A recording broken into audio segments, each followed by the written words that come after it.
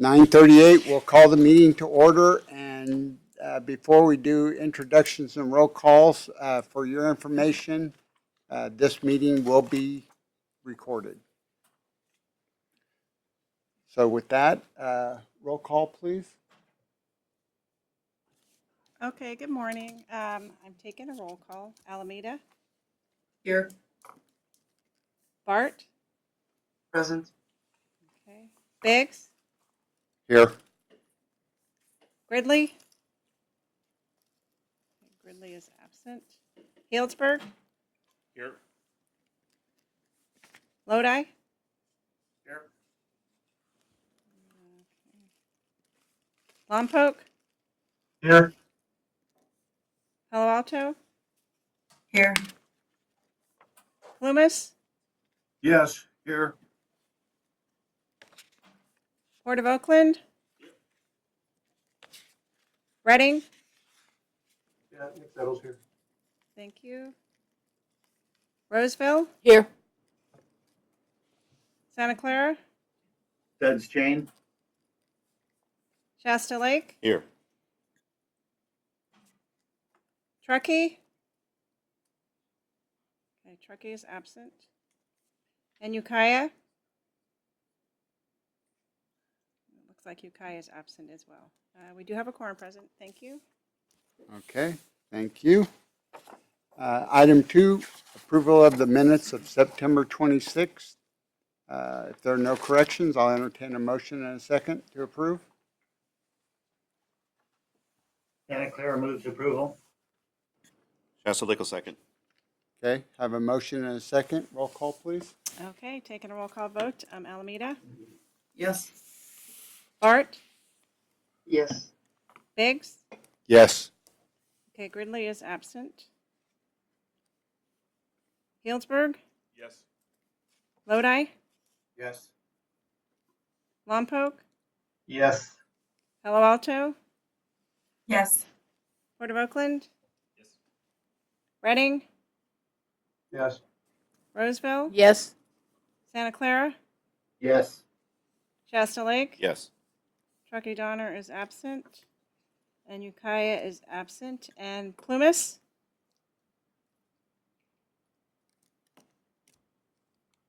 Do I have Plumas on the phone? You might be on mute. Okay, maybe they stepped away. Yes. Oh, yes. I think Larry must have had to walk away for a second. Okay, thank you. Motion passes. Thank you. Public forum. Any member of the public who desires to address the commission on any item considered by the commission at this meeting before or during the commission's consideration of that item shall so advise the chair and shall thereupon be given the opportunity to do so.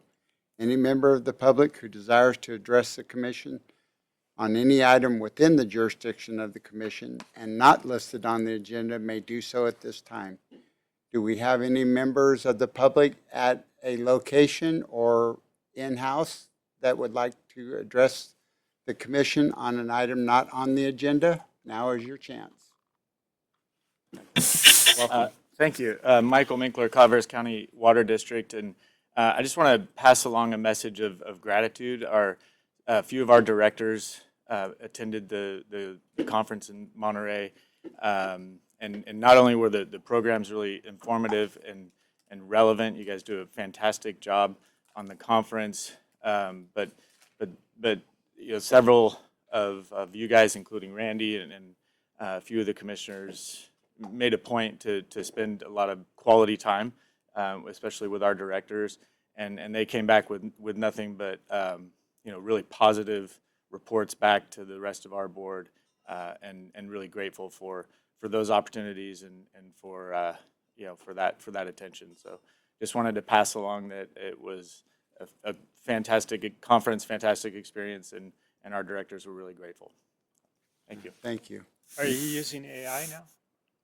And yes, yeah, we took advantage of the AI boot camp, and yeah, that was, the keynote speakers were all just fantastic. The AI speaker, very thought provoking, and yeah, we're ramping up on that. Thank you. Thank you, and thank you for being here. So, any members of the public at any Zoom locations? Hearing none, move on to General Manager's report. Good morning, and thank you for all being here. I have kind of a number of things I wanted to go over. I guess first and foremost, weather conditions. Now that we've now completed summer, it's been kind of mild weather. We're seeing that pretty stable pricing in the market conditions. Abundant supply. I mean, we're in that season now where people are starting to take down plants for maintenance and things, but it looks like pretty stable supply. We've also been very fortunate to have the heavy rainfall and hydrology that we had early on to kind of put an end to some of the higher fire risk conditions that we were in before. And then speaking of the wildfire, I've been doing a lot with wildfire lately, and I'll share a little bit of that about that. I was able to go to San Diego for the APPA legal and regulatory conference. Jane Luckhart was there and speak alongside Michael Wara on wildfires as we, again, try to share more of what we've learned here and some of the best practices going forward with a broader group. And then this week, I came back late last night from Washington, D.C. On Tuesday, I spoke before the FERC technical conference on wildfires. This conference was really part of a framework that the president put out in an executive order regarding wildfires. So FERC was having a technical conference, gathering information for the potential of future policy and standards that they might impose upon electric utilities to mitigate wildfires. While I was there too, there was a Senate hearing. So you hear government shutdown. Let me tell you, the Senate is in full force and a very, very busy building. I think the one day it almost took us a half hour to get in the door. To get in the building, we had a small coalition, probably one utility director from each state of a number of Western states with NWPPA. It was specific fly-in for wildfire issues. But Tuesday morning, Fix Our Forest Act was before the Ag Committee, Senate Ag. It passed 18-5, had strong bipartisan support. This is a bill we've worked very hard on and pushed, and it also includes our bill associated with the vegetation waste and that we currently can't remove from federal lands, and trying to address that and some of the post-wildfire things that we've been working on for a while. So it includes just a number of provisions that we think are very important to NCPA and to all of the electric utilities. So Senator Padilla, who has been leading the effort on behalf of the Senate side, was extremely pleased to get the votes that he did get. The office was extremely pleased that we were back there in DC at this time and meeting with Senate offices. I think there was maybe 14 different Senate offices where our group, we had meetings, as well as Ag Committee staff to talk about the bill and ensure that we understood any proposed amendments or any conditions under which someone might not vote for it, because Senate Majority Leader Thune has indicated this is a priority bill for him and for the entire Senate. So we're hopeful that we can get it across the finish line this year, and it'll just be a matter of what vehicle that it goes forward with. So a lot going on there, but I guess the recognition is there will be some level of standards or standards development related to utilities and wildfires, where there are some standards that talk about reliability issues, wildfire being one of those that you might have to mitigate. This will be much more specific, and it won't just apply to California utilities. It'll be across the nation as they're seeing more wildfires. What we really emphasized in the FERC hearing was, or the FERC workshop was the need for more flexibility. Don't try to put a one size fits all, but really, identify that each utility should develop a wildfire mitigation plan, but across the country, there's different levels of fire risk, there's different types of utilities, whether it's overhead, underground, or combination, and what those conditions are. So give some latitude there going forward. A lot of discussion too on California's plans and all the things that we've been working on for years here, and ensuring that there's a knowledge set out there. It was disappointing, though, that the federal agencies that testified or spoke before the technical conference really emphasized that they don't have enough information. They don't have enough data on where our lines are, where our equipment's located, what some of the conditions are. They wanted us to put together a database on near misses or actual, ignitions, like have a reporting requirement. So if there's a fire related to a PG&E line, PG&E almost has to admit within 30 days that they had a fire on their line, which we know from a liability perspective isn't really workable. So it was kind of disappointing. What was really evident to me, it's just a lot of new people in those agencies that haven't worked with us for the last 8+ years on some of these issues that we've been working on with them.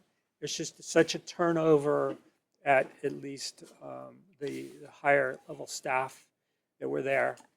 FERC did call out when I introduced myself that NCPA has been talking to FERC about wildfire issues for a very long time, and that we are one of those agencies doing so. Also, the Electricity Subsector Coordinating Council is meeting November 21st. And I've been asked to come back and speak again on some of the wildfire issues. Jane will be going back as well. We're going to have several meetings with our new lobbying firm on the Hill and ensure that we can, again, move some of these things forward. But as we've talked about, while there's a number of things this administration has taken away from our activities that we were working on that might have to get delayed or deferred, we need to pivot to those that we can work on and work on with them. And wildfire seems to be one of those. They're really willing to work on some of these categorical exclusions, potentially longer term on some limitations of liability for larger lines. They also took some interest in something we've been pushing for a while, and that is addressing the silt and debris that's getting behind the dams, such as the one that we have, related to historical wildfires, and how are they going to address that? And so I was able to raise that with FERC, and FERC does have some jurisdiction over that. So lot going on that wildfires. Pathways initiative. Pathways is getting ready to issue an RFP for a recruitment firm to establish the regional organization governing body. So that'd be about 7 folks. That will be a diverse group based on regional area expertise, and they will help on the implementation as we continue to move forward implementing the regional market as well. With that, we're doing some fundraising. It's about a $7 million lift to start up that organization going forward. So there's some work going on there. I heard Plumas on the line. We are hoping to do a groundbreaking at Fort Sage, trying to work the details out with Bob Marshall up there. This is the transmission project that still is funded jointly with the federal government grants, and getting ready to do the groundbreaking on that fairly soon. And I have some other things. Last thing I'll probably touch on. I have indicated to the commission we have been approached by a number of utilities about membership here, and we are still trying to work some of those details out with our utility directors and others on how we wanted to approach that. Lassen Municipal Utility District has given us a formal application.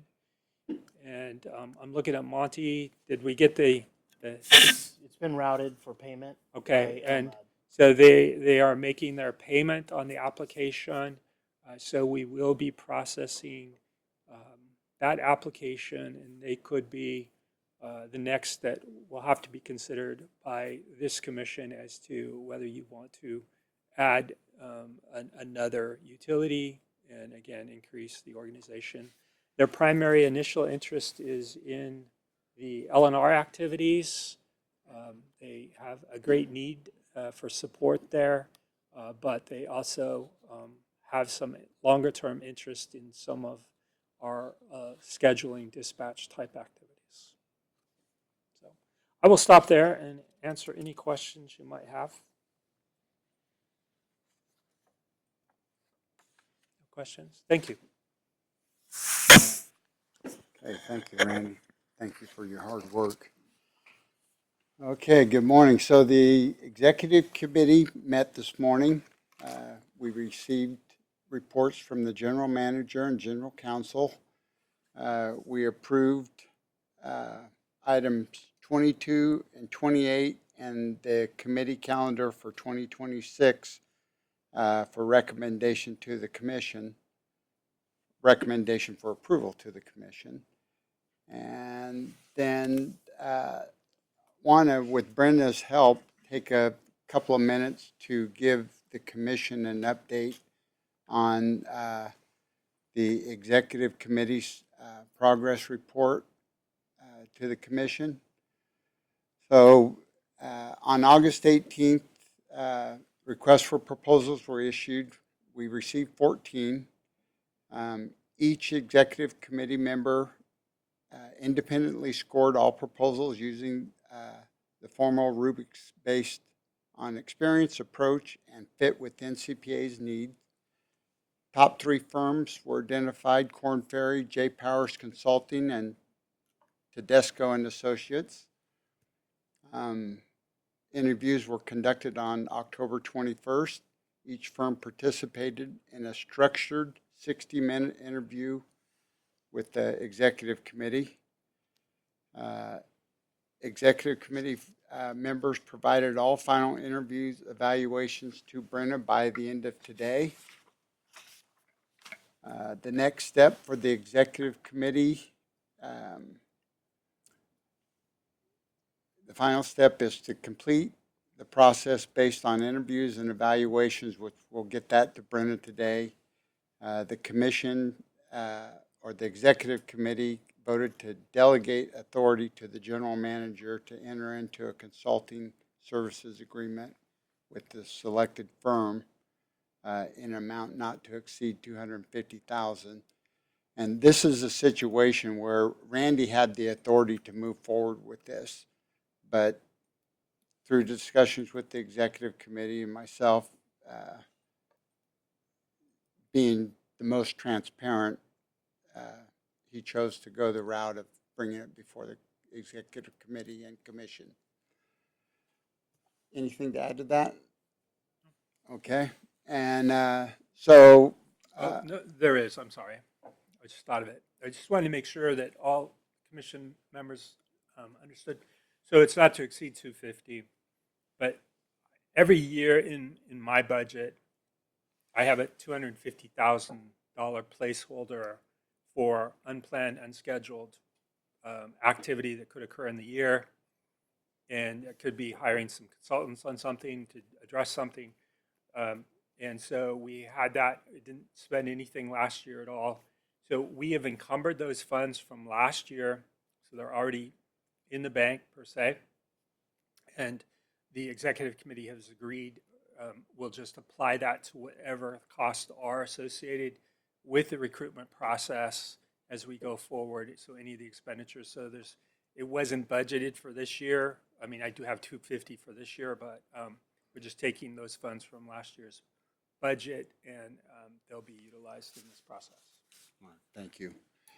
And so commission or the executive committee, and it's on the commission agenda to delegate the authority to Randy. That's the next step. Along with, once that happens, contract negotiations and legal review will happen. stakeholder engagement launch, and recruitment launch timeline. And Brenna, did you want to bring up your slides now? To go Sure. through? Thank you, and hopefully everyone can hear me. Good morning. Carrie, if you can pull up the Q&A, I'm just going to touch on this in a little more depth, but I don't want to be redundant. But we've pulled this together just for your review and for, again, more detailed information. So the delegation that they're asking for today ensures that the executive committee can move forward promptly with finalizing a contract following the interviews that we had on the 21st. It keeps the recruitment timeline on track and avoids unnecessary delays between commission meetings, and granting authority to the GM allows us to begin work with the selected firm immediately, which we will if granted. And then Randy's already touched on the $250,000. Will the agreement come back to the commission for ratification or review? Because the commission is delegating authority for the contract execution, the agreement itself won't return for ratification.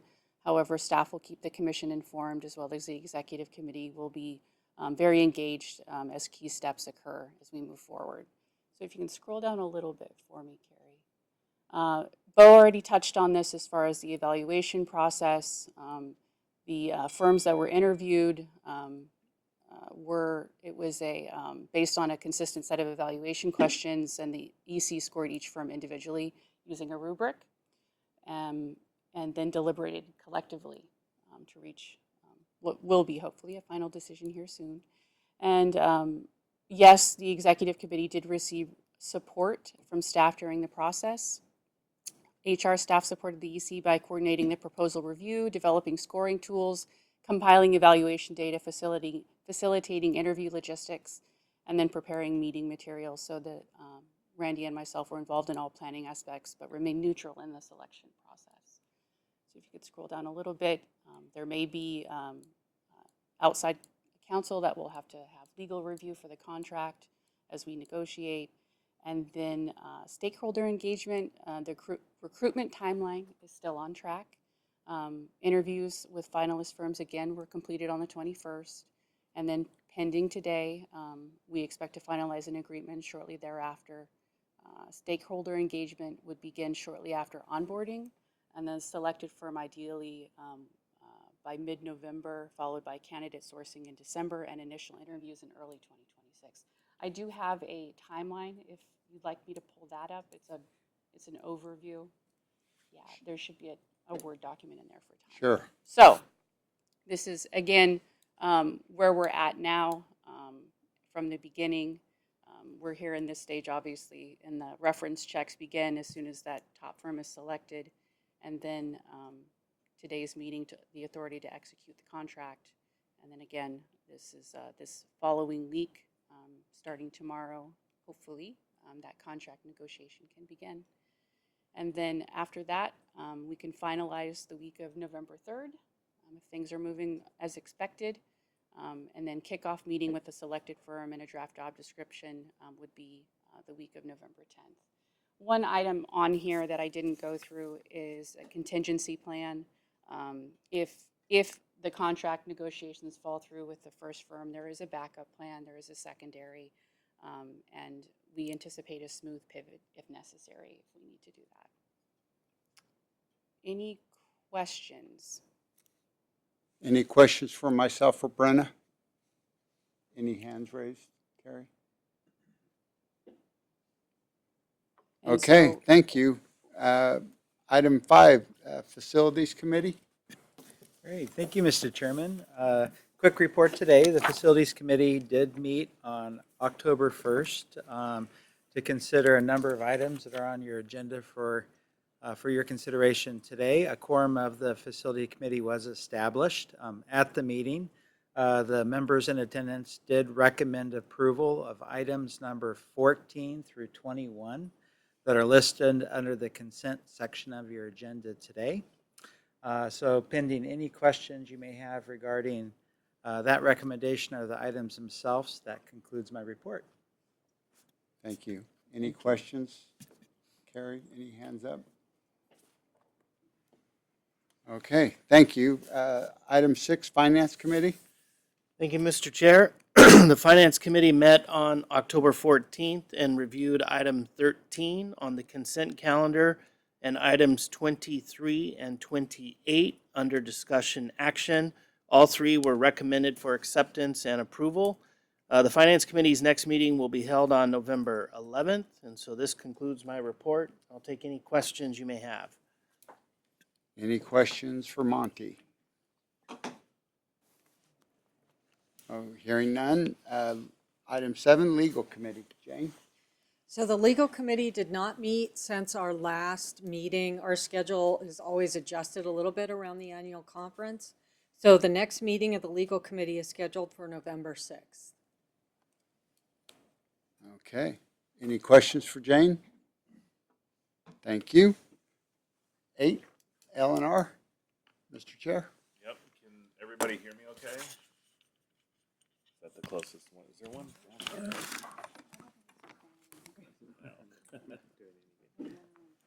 All right, can everybody hear me? All right, as you know, as everybody's read, the administration has announced billions of dollars in clean energy program cuts, including the elimination of the California and Pacific Northwest hydrogen hubs. Arches has begun the process of appealing this decision within the U.S. Department of Energy, and in meetings earlier this month, Senator Schiff's office has indicated an Inspector General investigation of this decision has been requested. Arches has indicated its intent to pursue state funding to fill some of the gaps created by this determination. NCPA has also met with senior staff for Senator Padilla, who indicated that while the LEC project and other Arches initiatives won't advance at this time, the senator remains committed to moving the project forward in the future. NCPA will be conducting visits in Washington, D.C. next month with both DOE and the Energy Dominance Council at the White House to discuss next steps. We would like to thank NCPA Vice Chair Mikey Healthy and Lodi Electric Utility Director Jeff Berkheimer for their invaluable and outstanding support in managing media inquiries regarding this action by the administration and the potential implication for the Lodi Energy Center hydrogen project. And it was great to read it in our local paper in Sonoma County as well. So thank you for that. This week, NCPA collaborated with NWPPA on a congressional fly-in to advocate for the advancement of the Fix Our Forests Act.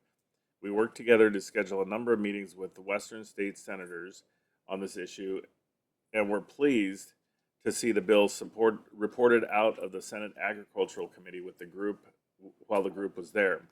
This bill includes the Fire Safe Electrical Corridors Act language that NCPA and its members initiated as an outgrowth of work done by the Electric Subsector Coordinating Council's Wildlife Task Force, co-chaired by Randy Howard. Also this week, NCPA and APPA were represented by Randy Howard in a FERC technical conference on wildfire policy, where NCPA was recognized for having been out in front of shaping these important issues for many years. Last week, NCPA was recognized for 4 years of leadership at the North American Electric Reliability Corporation, NERC, where Scott Tomaszewski of the L&R team has chaired the Compliance and Certification Committee. The committee plays a key role in assuring that NERC enforcement measures can both meet utility needs, especially small utilities, and effectively support the reliability of the overall grid. In this role, NCPA was a national public power representative working on behalf of not just our agency, but APPA and TAPS members as well. We continue to have a seat on the influential NERC member representative committee, which provides policy guidance for the Board of Trustees on all areas of reliability that NERC is responsible for under the Federal Powers Act. Scott was honored with a standing ovation, which is well deserved. If anybody's been to DC with Scott, our NERC meetings, they're dialed in. Scott was honored with a standing ovation for his leadership on many significant NERC initiatives during his tenure. Please be sure to join us for our annual L&R Committee Strategic Planning Meeting, which will be held this year on December 3rd from noon to 5 p.m. here in Roseville.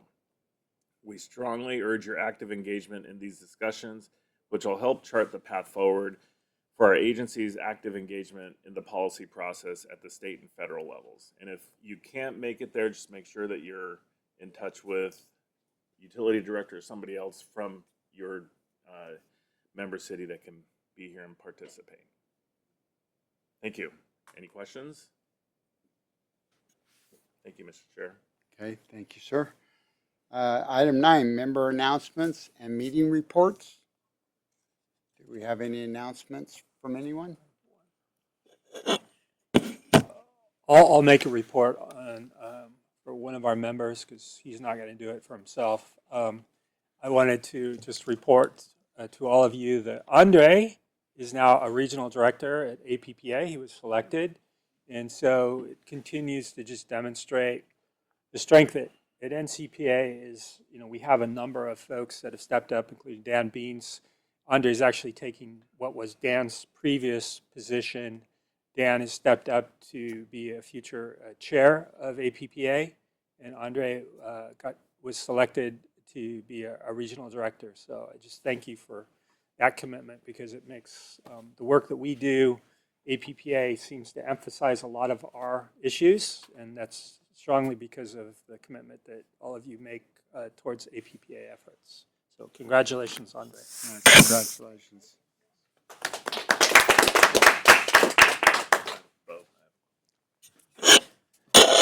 I just have a quick announcement that we had our first council meeting with our new utility director this last Monday at the City of Healdsburg, and City of Healdsburg welcomes Jared Carpenter as our new utility director.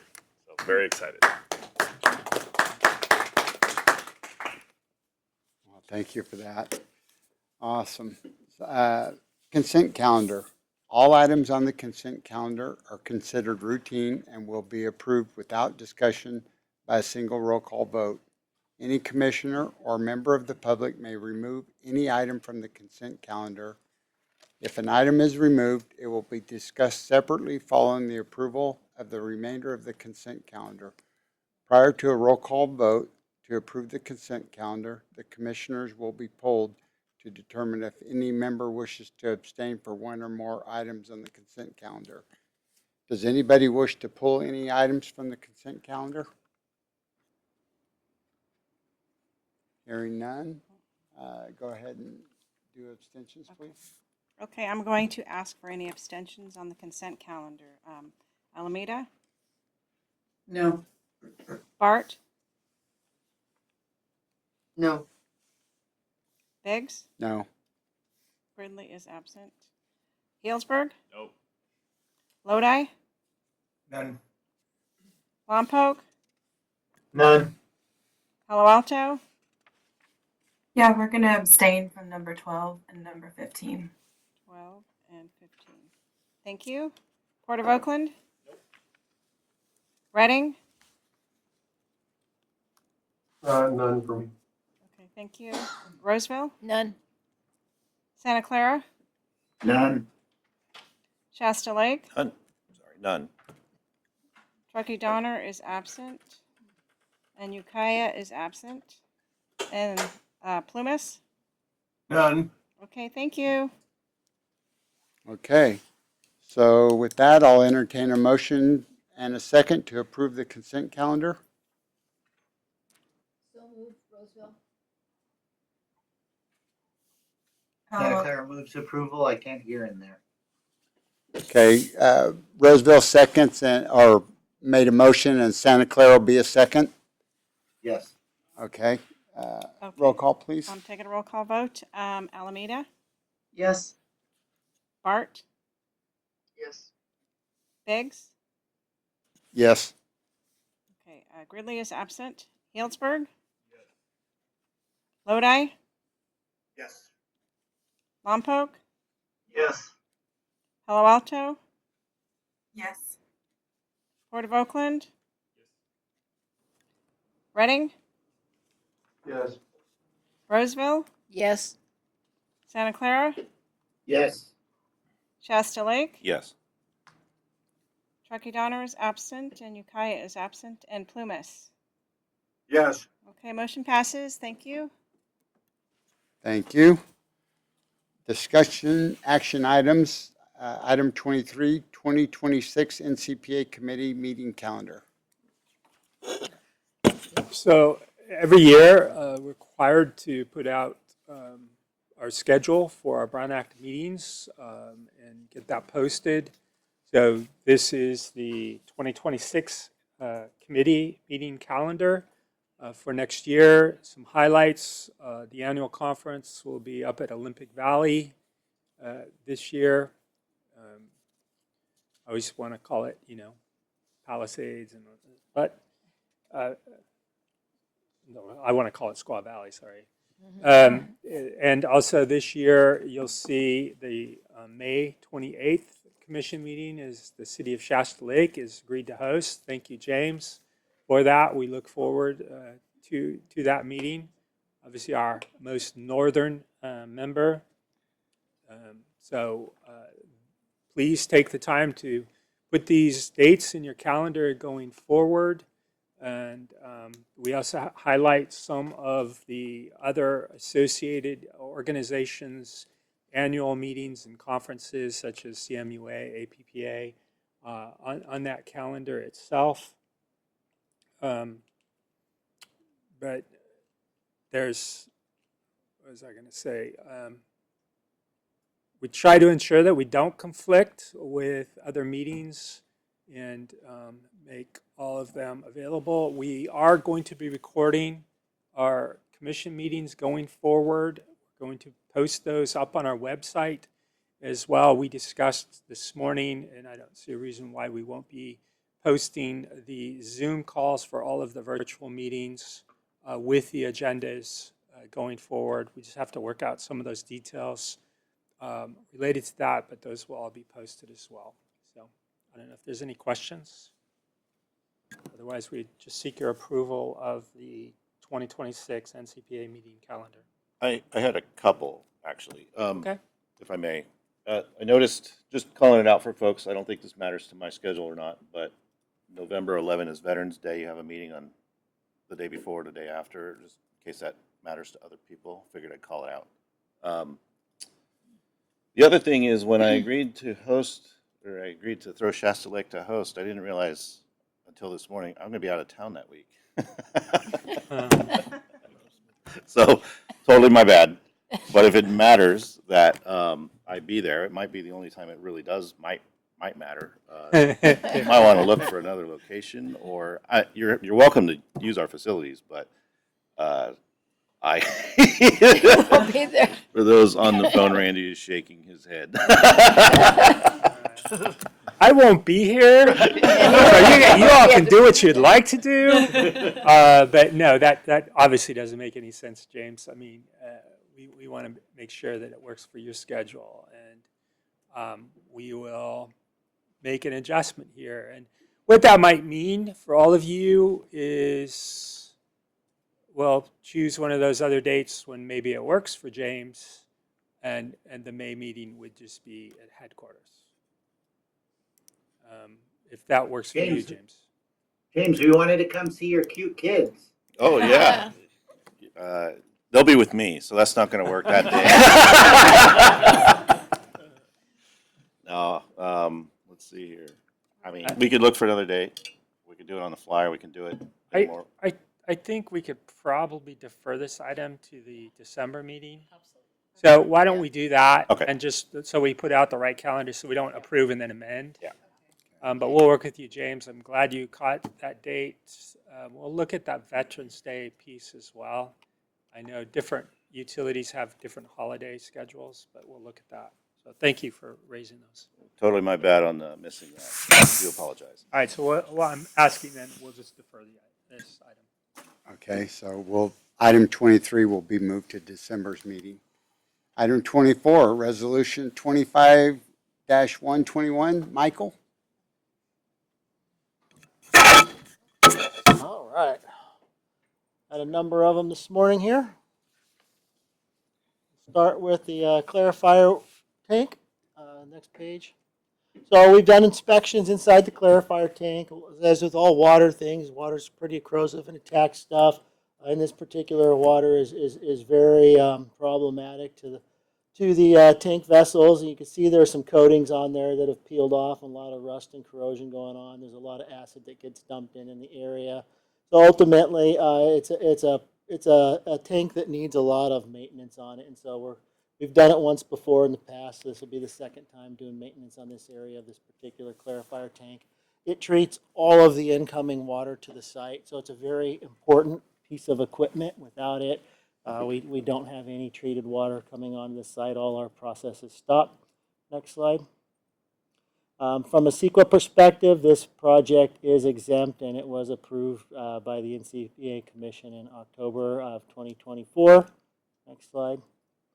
And so our recommendation is to approve Resolution 25-121, authorizing the LEC Clarifier Water Tank Refurbishment Project and delegating authority to the general manager as designee to award bids, execute agreements, and to issue purchase orders for this work in accordance with NCPA purchasing policies and procedures without further approval by the Commission for a total project cost not to exceed $375,000 to be funded from the approved fiscal year 26 capital projects budget. Any questions on the tank? Any questions for Michael? Any hands raised? Nope. So with that, I'll go ahead and entertain a motion to approve Resolution 25-121. Santa Clara moves approval. Do I have a second? Roseville seconds. Okay, motion and a second. Roll call, please. Okay, take a roll call vote on this item. Alameda, Yes. Bart, Yes. Biggs, Yes. Ridley is absent. Healdsburg, Yes. Lodi, Yes. Lompoc, Yes. Palo Alto, Abstain. Port of Oakland, Reading, Abstain. Roseville, Yes. Santa Clara, Yes. Shasta Lake. Yes. Truckee Donner is absent, and Ukiah is absent. And Plumas? Yes. Okay, motion passes. Thank you. Thank you. Item 25, Resolution 25-122. Michael?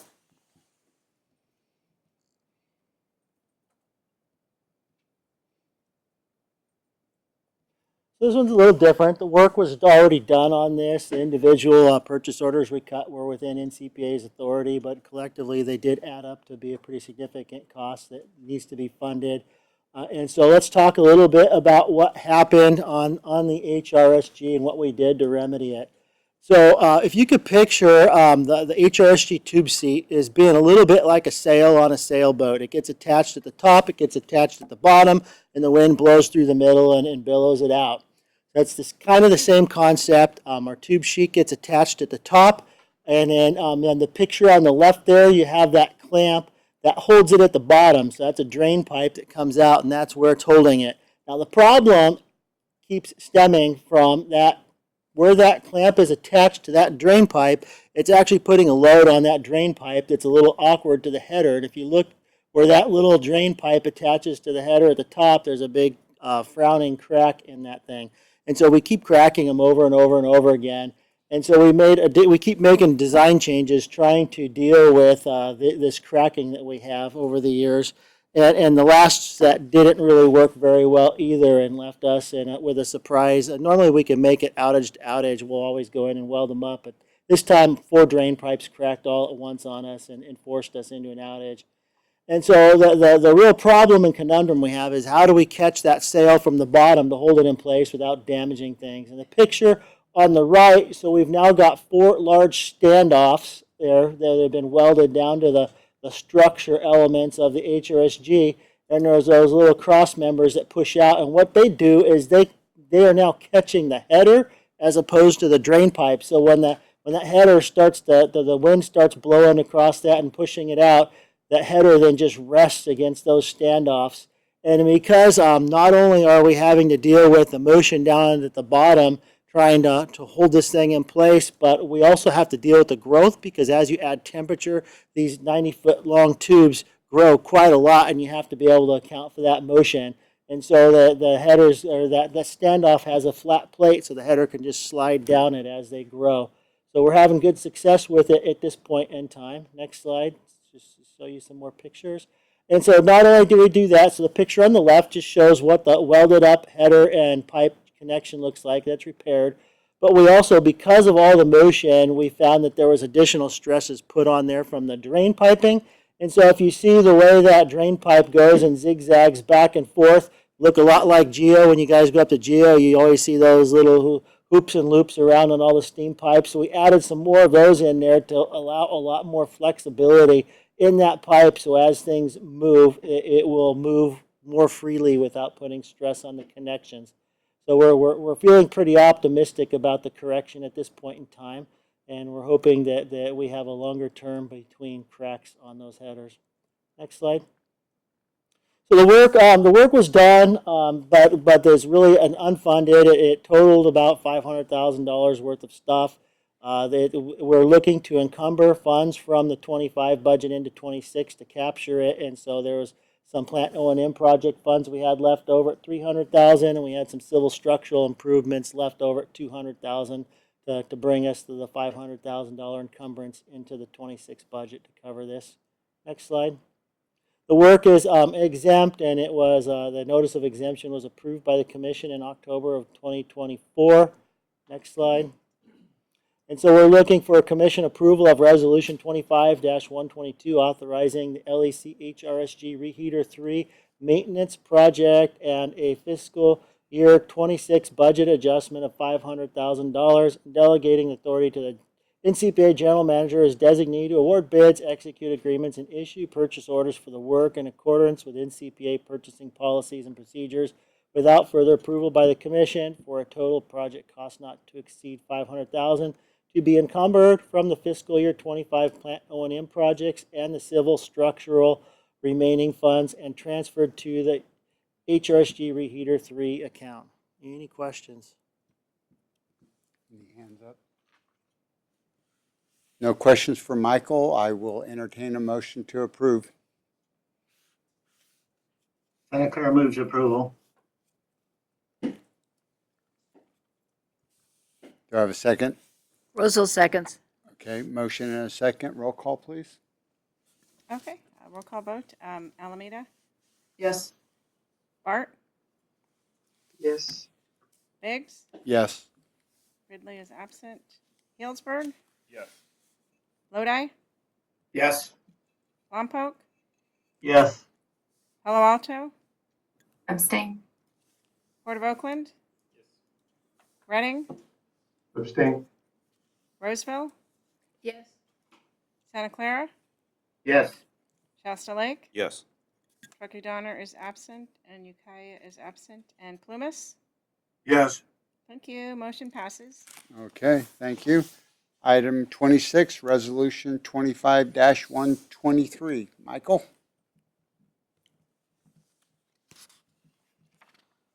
All right, so over at the project site, we have a temporary, it's sort of a temporary type structure. We call it a boathouse. It kind of looks like a boathouse. It was erected when LAC was constructed, and we've been using that to store parts. And over the years, we've been accumulating more and more spare parts. One of the challenges with this particular storage area is there's no concrete on the ground and there's no shelves in there, so you can see it's not organized particularly well. And in order to get something in the back, you have to move everything out of the way. And if it's raining and muddy, you're moving it out through the mud, trying to track the forklift through that. So what this project proposes to do is to put some cement down inside here, close off the wall for some rain and weather protection, and add the necessary fire protection and lighting and electrical to the area. So then we can then drive in with a forklift and have some nice organized shelves to be able to access the parts, and we'll be able to more efficiently store more things in it. Next slide. So the structure's already there. We're just modifying the inside of it, so we're really not changing the size or function of the equipment. Therefore, it's exempt, and this exemption was approved by the NCPA Commission in October of 2024. Next slide. And so we're looking for commission approval of Resolution 25-123, authorizing the LEC Plant Betterment Project and delegating authority to the NCPA General Manager as designee to award bids, execute agreements, and to issue purchase orders for this work in accordance with NCPA purchasing policies and procedures without further approval by the commission for a total project cost not to exceed $375,000 to be funded from the approved fiscal year 26 O&M projects. Any questions? Any hands raised? No questions for Michael. I will entertain a motion and a second to approve. Santa Clara moves. Biggs will second. Roll call, please. Okay, Alameda, Yes. Bart, Yes. Biggs, Yes. Gridley, that's absent. Healdsburg, Yes. Lodi, Yes. Lompoc, Yes. Palo Alto, Abstain. Port of Oakland, Reading, Abstain. Roseville, Yes. Santa Clara, Yes. Shasta Lake, Yes. Truckee Donner is absent. Ukiah is absent. And Plumas? Yes. Okay, motion passes. Thank you. Thank you. Item 27, Resolution 25-124. Michael? So this is another coatings project for another tank. So ultimately, the reason why we do inspections on facilities, why we take annual outages, so we can gauge conditions of equipment. And this is what we end up doing with this particular water tank is we always do this inspection while the tank is still full of water, and you send a little rover in there that goes along and examines it and gives you a good assessment of how the condition is. And you can see here the pictures that there's a number of areas where the coating has then delaminated and rust has started to form. So in order to protect this tank and ensure we get the proper longevity out of the tank, we want to drain the tank down, go in, clean all that rust out, and recoat those areas to protect them from further degradation. Next slide. So again, this project is not changing the equipment, and it's not changing the environment, and so it's exempt. And notice of exemption was approved by the NCPA Commission in October of 2024. Next slide. And so we're recommending Commission approval of Resolution 25-124, authorizing the LEC Service Water Tank Refurbishment Project and delegating authority to the NCPA General Manager or his designee to award bids, execute agreements, and to issue purchase orders for this work in accordance with NCPA purchasing policies and procedures without further approval by the Commission for a total project cost not to exceed $475,000 to be funded from the approved fiscal year 26 O&M proposed projects. Any questions? Any questions for Michael? If not, I will entertain a motion and a second to approve. Santa Clara moves. Biggs will second. Roll call, please. Okay, roll call vote. Alameda, Yes. Bart, Yes. Biggs. Yes. Okay, Gridley is absent. Healdsburg, Yes. Lodi, Yes. Lompoc, Yes. Palo Alto, Abstain. Port of Oakland, Reading, Abstain. Roseville, Yes. Santa Clara, Yes. Shasta Lake, Yes. Truckee Donner is absent, and Ukiah is absent, and Plumas. Yes. Okay, motion passes. Thank you. Thank you. Item 28, Resolution 25-128. Monty? Thank you, Mr. Chair. Carrie will pull up the presentation, doing this on behalf of our commission chair.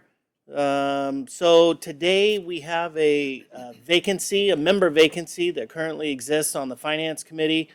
Per our charter, which is really a subset of our bylaws, members of the Finance Committee who may either be commission members or other staff or officers of members shall be appointed by the commission chair and then ratified by the commission. These members do serve at the pleasure of the commission for indefinite terms. So we discussed, I had an opportunity to discuss some options with Bo, as well as the nomination that was received. Just, for Just clarity again, we like to have a mix on this committee of our larger members, medium as well as small. And today we sort of have a vacancy that exists on a larger member. And so the nomination received, this Ken Lee, Finance Director of the City of Santa Clara, was a fitting nomination. And so that was brought forward to the committee. Next slide. And just to give a little background on Ken, he did join Santa Clara in 2018. As I mentioned, he's the Director of Finance, which includes the management of SVP's Business Services Division. On top of all the accounting-related things, he does or has overseen multiple bond offerings. Santa Clara is very active in the market, and outside of even just the electric utility, has done some sewer revenue as well as some GO bonds for the city. Before Santa Clara, he was the assistant director at Sunnyvale, participating in some bond offerings there, and prior to that, the city of San Jose. He does come with a bachelor's degree from the University of California, Berkeley, with a degree in economics, and has over 24 years of experience. I had the opportunity of meeting him at our annual conference, as well as many of the other committee members. We do believe Ken will be an excellent addition to this committee, and this was brought, like I mentioned, to the committee, and they did vote to recommend it, him joining. So the next slide. And so if there's additional questions, we would ask that this commission adopt Resolution 25-128, appointing Ken Lee as a member of the Finance Committee. Thank you. Any questions for Monty? No hands up? Hearing no questions. Santa Clara moves to approval. Okay, thank you. Do I have a second? Rosehill seconds. Second. Okay, Go ahead. motion and a second. Roll call, please. Okay, Alameda, Yes. Bart, Biggs, Yes. Ridley is absent. Healdsburg, Yes. Lodi, Yes. Lompoc, Yes. Palo Alto, Yes. Port of Oakland, Reading, Yes. Roseville, Yes. Santa Clara, Yes. Shasta Lake. Yes. Okay, Truckee is absent, and Ukiah is absent, and Plumas. Yes. Okay, motion passes. Thank you. Okay, thank you. Item 29, Resolution 25-129. Monty? Okay, thank you, Mr. Chair. It's crazy to think we're 3.5 months into the new fiscal year, and we're already talking about the next one. So this is the proposed process and recommendations to build our annual budget for fiscal 27. Next slide. And just to start off, listen, we all look to our strategic plan, which is nearing its end of life. I imagine, well, it's not imagine, it will be probably one of the main tasks that the new general manager, when they step in, will be look to updating this. But again, staff looks to this when we go to build the budget.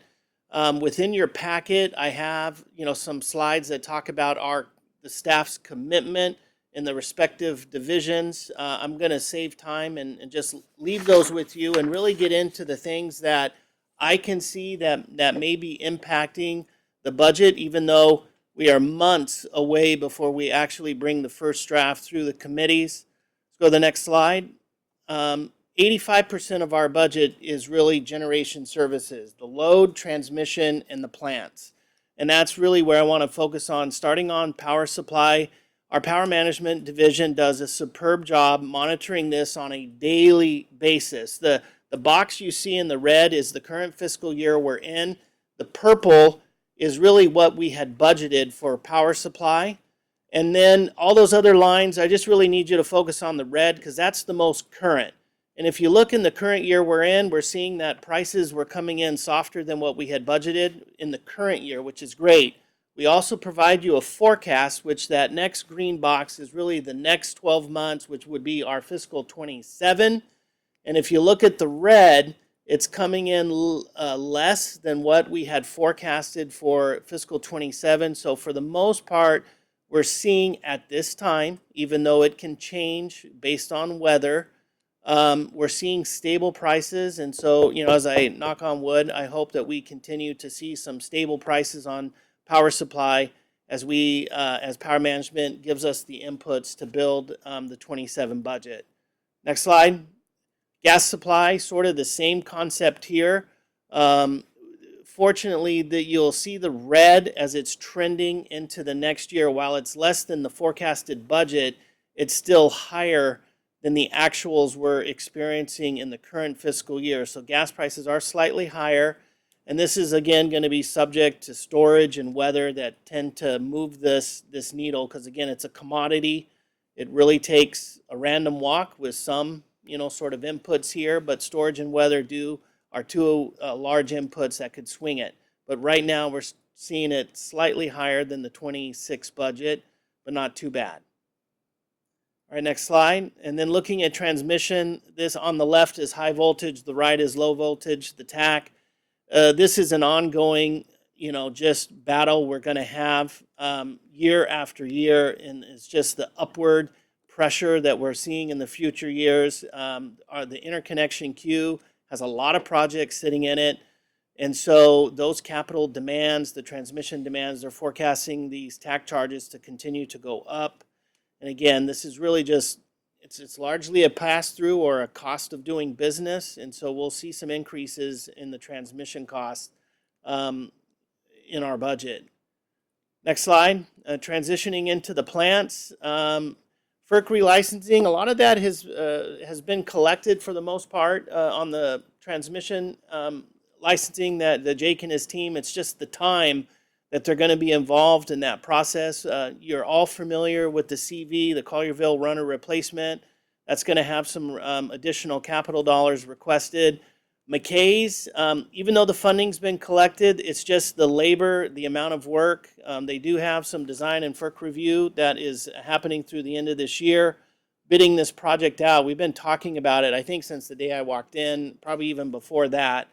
But that's going to start around 2027 with a lot of the activity happening in those years identified here.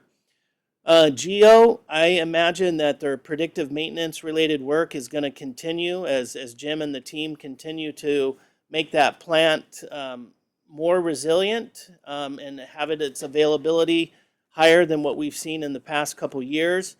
This is a big one that Mike shared with you back in June when the steam filled report was brought to you. They do have a plan to bring some shallow injection activity, probably hitting us in 2027. There's a 10-year plan. If things go as hopefully planned, we may see some sort of additional financing, bond financing, to help pay for those shallow well injections. But just more to come. I'm just sort of laying the groundwork. And then the maintenance reserve funding. There's been a lot of unfortunate times that we've had to tap into that to get some unplanned outages done. And I imagine that we'll see some increased funding because they do have some future drilling and well workovers that have been delayed until next year. Let's go to the next slide. CT2, we've probably in the 27 budget, maybe the end of 26 budget. Remember, that's about mid 2026 timeframe. We should hopefully see the phase 3 come. When the phase 3 is approved, it really authorizes us to do the bond sale and start what I consider is the major construction. So dollar cost, probably not here. It's just a lot of the bond money is going to pay for a lot of the cost associated with it. It's just the time and attention of staff to get that project going.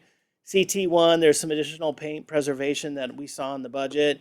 And then LEC is, I think that's the third year that we're going to do the FX upgrade. It was over a 3-year period of being paid for.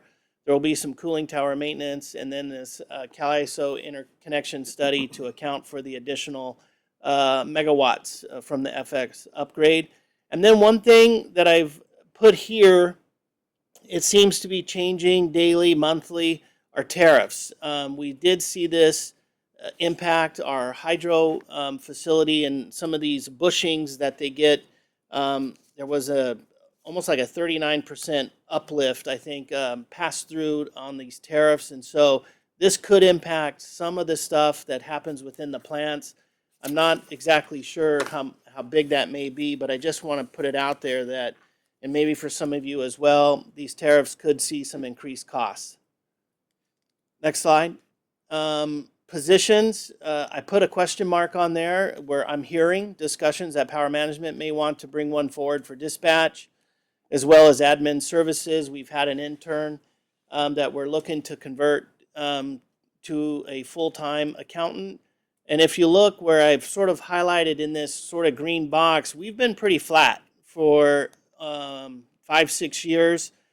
And we continue to take on additional things. We are doing what we can to leverage AI, our technology group, to make things as efficient as possible. But at some point, those seams start to break, and we just got to be mindful of pushing our staff to the limits. And so that said, we may see 1 to 2. It just depends.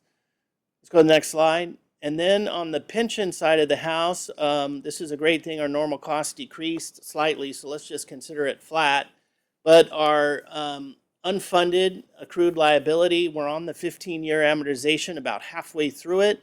It is slightly higher than the prior year as we ramp up and get that closer to the finish line. On the OPEB, this is the retiree medical. This is flat because this program is fully funded, and now we just pay the normal cost. And so that should be flat, is what we're anticipating in the 27 budget. So from impacts, that's at a very high level. Things can change drastically over the next 3 to 4 months. Next slide. And so getting into the process, right now, we feel as NCPA staff that things are working as designed, and we're not proposing any changes unless we get feedback from you that you want to see something changed. And so we're going to continue the approach of reviewing these budgets through the committees, facilities, LEC, LNR, as well as the UDs. The February meeting, which is what I consider the bulk of the budget, we will combine the Finance Committee with Facilities on a special meeting in February when we go through pretty much 90% of the budget at that meeting. We do prepare our budget on this projects as program basis. We allocate the costs, and these are costs related to power management, LNR, judicial action, A&G, which is really administrative services for the most part. And our direct allocations, we're going to continue to do it how we've done it in the past. And so no changes are being proposed, but we do internally review it to make sure that it's still a fair and reasonable allocation. Our reserves, any sort of program reserves or resource security deposits are all based on the agreements and or commission direction. And we're going to continue that we've been doing for the last several years, is controlling costs the best we can and aligning these budgets with the expectations and on previous actuals. You'll see a little bit later when I talk about the an item under informational, you'll see how tight we keep this budget. Next slide. Plant costs, debt service, which is now only on 2 of the projects, Hydro and LEC. GEO and CT2 were paid off this fiscal year, which is great, but debt service will be as scheduled, fuel as required, to run the plants based on what power management is estimating when they'll be called to the market. We're going to try to target, because this is in line with inflation, our regular O&M. I target 3, but at the end of the day, the plants are going to try to budget what they need in order to keep those plants resilient. And let's keep it within reason on a relative cost sort of standpoint. The maintenance and capital, these are all reviewed with the project participants through the respective committees. Transmission cost is going to be based on the published rate, and the load cost is really your forecasted load times the forward curve, the DLAP price. Next slide. Pass-throughs, again, these are membership dues, subscriptions that NCPA will pay, and we pass it through on your all resources bill. No changes there. We're anticipating on the legal home front that hopefully judicial action remains relatively flat. Sometimes we do see an uptick on these unforeseen litigations or need for new project assistance, but Jane will do a thorough review there before we bring it to the committees. Again, new positions. I consider Randy the goalie, and he has done a fantastic job stopping our shots. But at some point, we're hoping we can maybe kick one in the goal. I'm just teasing. No, but your staff does an excellent job really making sure that, because this is always a big cost and they have to be justified with supporting data, and we completely understand. And then all other operating expenses, a target range. Many of us in our budgets won't see an uplift because we can keep it flat, but there will be some increases here or there, and we try to keep it in this sort of range that sort of is tied to inflation, but really based on last year's budget, and we look closely at what you've been spending. A lot of times we reduce your budget, we keep it flat. Sometimes there are needs to bump it, but we'll try to keep it within a reasonable increase if necessary. Next slide. And so on the salary side, our target range is about $1.5 million, and this includes the third year of our MOUs will hit, and they have a scheduled 4% increase on 1/1/27. That will be the final year. And believe it or not, at some point in fiscal 27, we will be starting the process again to meet with the unions. In regards to what I consider this compaction structure adjustment, this is really for the unrepresented staff. I target here 3%. As you all recall, it does create a little bit of an issue when we have the union's salary growing, the wage schedule growing faster than the unrepresented. It creates compaction. It does sometimes limit staff promoting into management roles because there is no sort of incentive to do it. So we just need to continue to be mindful, but we can't blow the lid off on salary. So we'll try to keep it close to the union COLA as well as the current CPI. Merits anywhere from a 0 to up to 3%, really based on your annual performance into probation. And I like to just do this as a comparison to our members to make sure that we're sort of playing in the same field. And so when I looked at our three largest members, Palo Alto, they have a 3% wage increase scheduled in fiscal 27 plus a merit pay adjustment.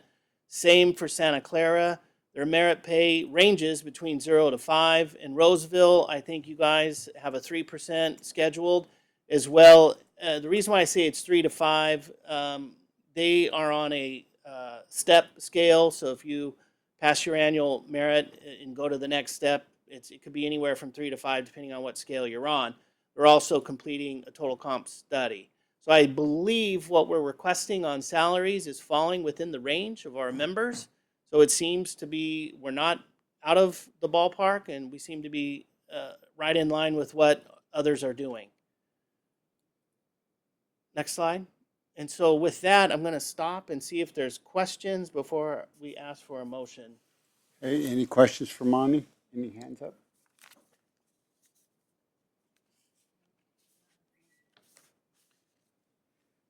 I don't Okay, see we'll go to any the next hands up. slide. And then this will be staff's recommendation to the commission to approve. It's resolution 25-129, which is providing guidance and directing staff to prepare the 27 budget, operating budget following the process and approach detailed in the attached presentation. Santa Clara has a question. Okay, go ahead, Santa Clara. Yeah, I think a couple of years ago, the commission approved this research budget. Is that still in the plan, and how is that being used? Can you just maybe talk about that? Yeah, so if I recall, Sud, you're referring to the PS&I is how we call it out in the budget, preliminary studies and investigations. It's almost like a R&D type of funding. When that initially got funded, we have encumbered those funds and carried them over. I believe most recently this fiscal year, Mike and his team have tapped into that to look at a battery storage project. And so those funds are being used, but as part of that agreement, If that project continues to move forward, the respective project participants would reimburse the PSNI and maintain the original funding balance. Did I state that correctly? Okay. So that is Okay, great. that is still in our budget, and we just carry it over each year for the commission to direct use of it. Okay, very good. Thank you. Yeah. Any other hands up? Any other questions for Monty? If not, I will entertain a motion to approve.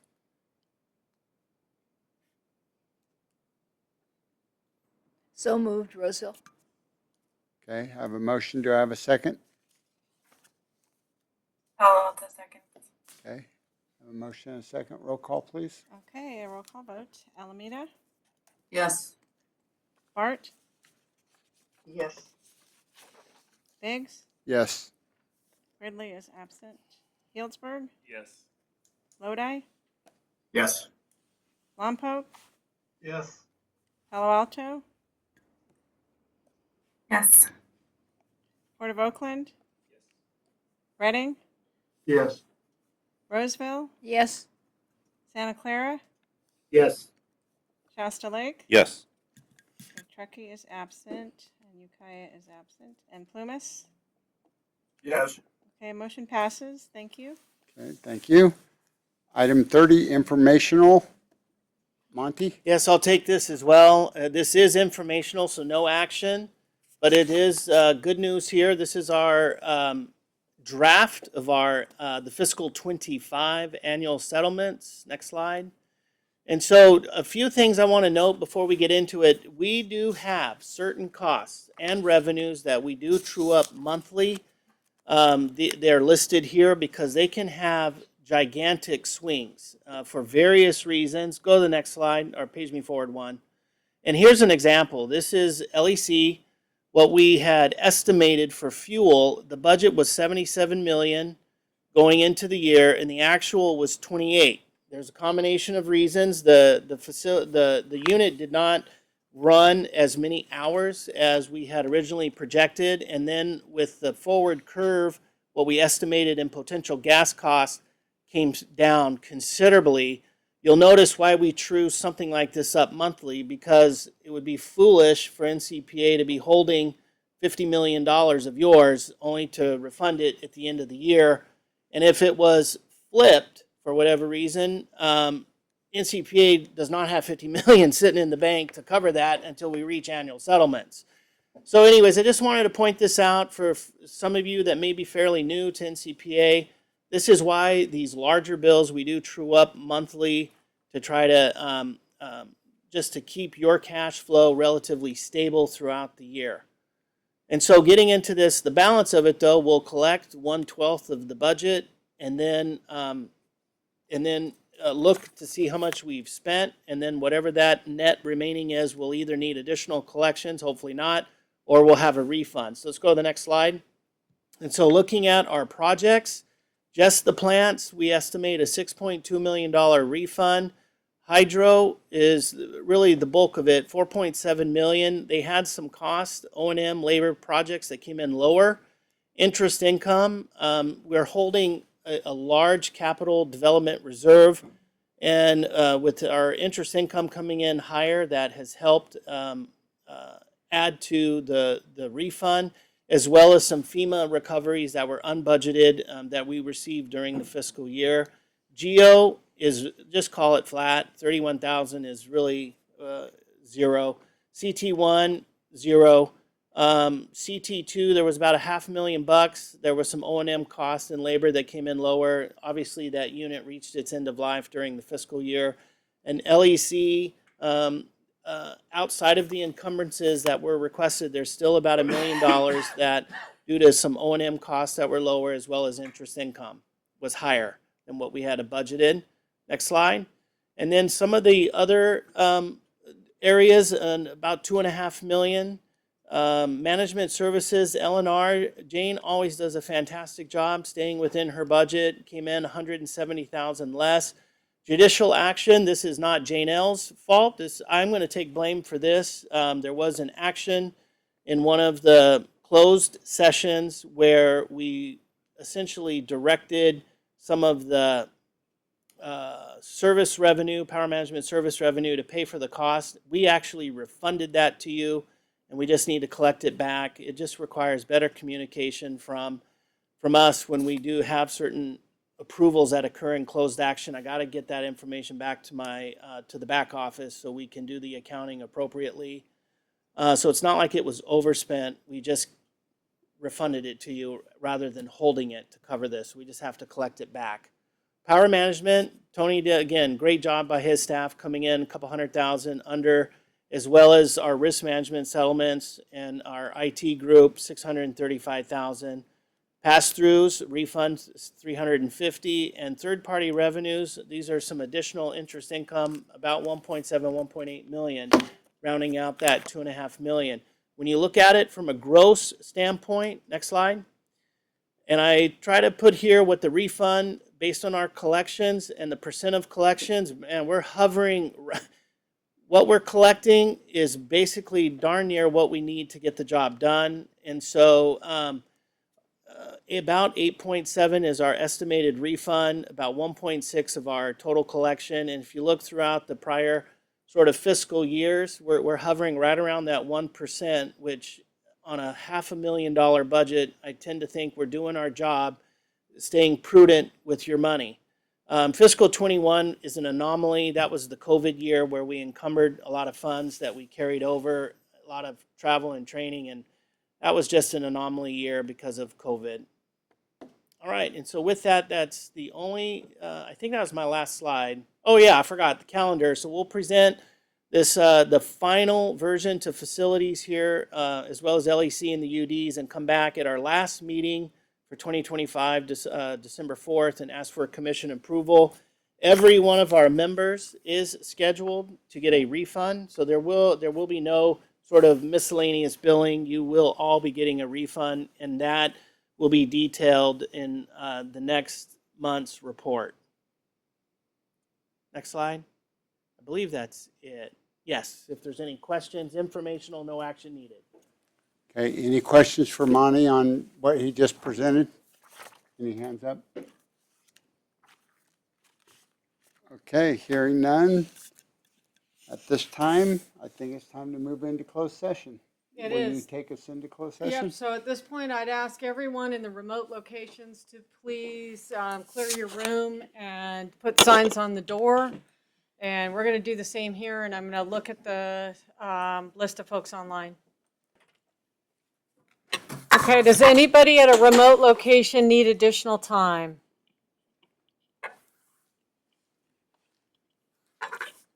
Okay, hearing none, we are now in closed session. It is 11:05. Okay. And I'm going to have Carrie turn off the recording. Okay, back on recording. So it is 11:54. We are out of closed session. And I'll report to the chair that we have no reportable action from closed session. Okay, thank you. Any new business from our members? Anybody online? Hearing none, we're adjourned. Thank you, everyone.